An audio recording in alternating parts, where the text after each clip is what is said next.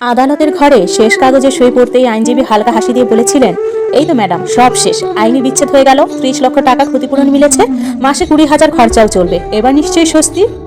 আমি খুব অল্প করে হেসে বলেছিলাম, হ্যাঁ, এখন আর কারো কাছে কিছু চাইবার নেই। আইনজীবী নথি গুছিয়ে নিলেন আর আমি বাবা মায়ের সঙ্গে বাইরে বেরিয়ে এলাম। আদালতের এক কোণে দাঁড়িয়ে সবটা দেখছিল আমার স্বামী। আমি একবারও পিছনে তাকালাম না। গাড়ির দরজা বন্ধ হলো, একটা সম্পর্কও চুপচাপ বন্ধ হয়ে গেল। বাড়িতে যাওয়ার পর প্রথম মাস মায়ের বাড়িতে সবাই খুব যত্ন নিল আমার। মা বারবার জিজ্ঞেস করতো, ঠিক আছিস তো? বাবা চুপচাপ পাশে বসে থাকতো। আমার মনে হয়েছিল এই তো বুঝি স্বাধীনতা, এই তো শান্তি। দ্বিতীয় মাস বাড়ির কথাবার্তার সুর বদলাতে শুরু করলো। দাদা মাঝে মাঝে একটু কড়া গলায় বলতো, সারাদিন ঘরে বসে থাকলে তো চলবে না। আর ভাবি ঠান্ডা গলায় খোঁচা দিত, এত বড় হয়ে গেছিস, একটু দায়িত্ব নিলে ভালো হয় না?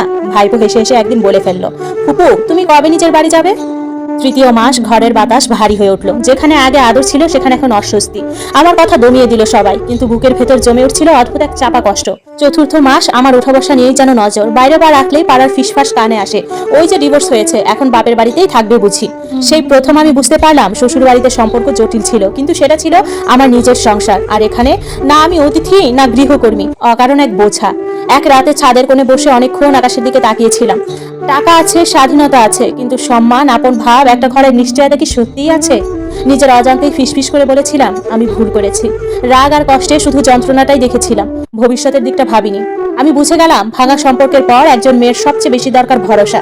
কিন্তু সমাজ আগে বিচার করে, আর মায়ের বাড়ি, যাকে আমি নিজের ভাবতাম, সেখানেই অধিকারটা সবচেয়ে কম।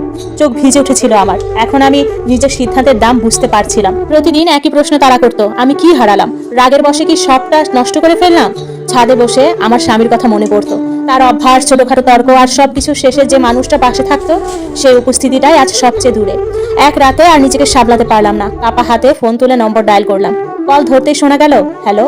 আমি ধীরে বললাম, আসিফ, আমরা কি আবার চেষ্টা করতে পারি? আমি তোমাকে খুব মিস করছি, আমি আবার তোমার সঙ্গে থাকতে চাই। দুদিকেই কিছুক্ষণ নীরবতা, তারপর গভীর নিঃশ্বাস নিয়ে আমার স্বামী আসিফ বলল, আমি নিজেও পারছি না তোমাকে ছাড়া। ভুল দুজনেরই ছিল, যদি ঠিক করতে চাই দুজনকেই এগোতে হবে।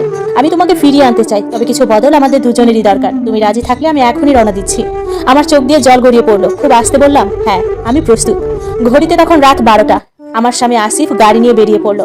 শীতের রাস্তা ফাঁকা, কিন্তু তার মনে একটাই কথা, আমাকে বাড়ি ফিরিয়ে আনতেই হবে। 5 ঘন্টা একটানা ড্রাইভ, ভোরের আলো ফোটার সময় সে আমাদের বাবার বাড়ির দরজায় দাঁড়িয়ে। আমি বাইরে এলাম, চোখে লজ্জা, ভয় আর স্বস্তির মিশেল। বাবা মা দরজা খুললেন। আসিফ সালাম দিয়ে মাথা নিচু করে দাঁড়িয়ে রইল। আমি ছোট্ট ব্যাগটা তুলে নিলাম। কোনো কথা দরকার পড়লো না, দুজনেই বুঝে গিয়েছিলাম এই সিদ্ধান্তটা মন থেকে। কিছুক্ষণের মধ্যেই গাড়ি চললো। আমি ফিরছিলাম আমার নিজের ঘরে, যে ঘরটা আমি একদিন তাড়াহুড়ো করে ছেড়ে এসেছিলাম। সম্পর্ক আসলে ভেঙে যায় না, মাঝে মাঝে শুধু ভুল বোঝাবুঝির ধোঁয়াটা পরিষ্কার করতে হয়। সময় মতো একটু নত হওয়া পুরো জীবনটাকেই বাঁচিয়ে দিতে পারে।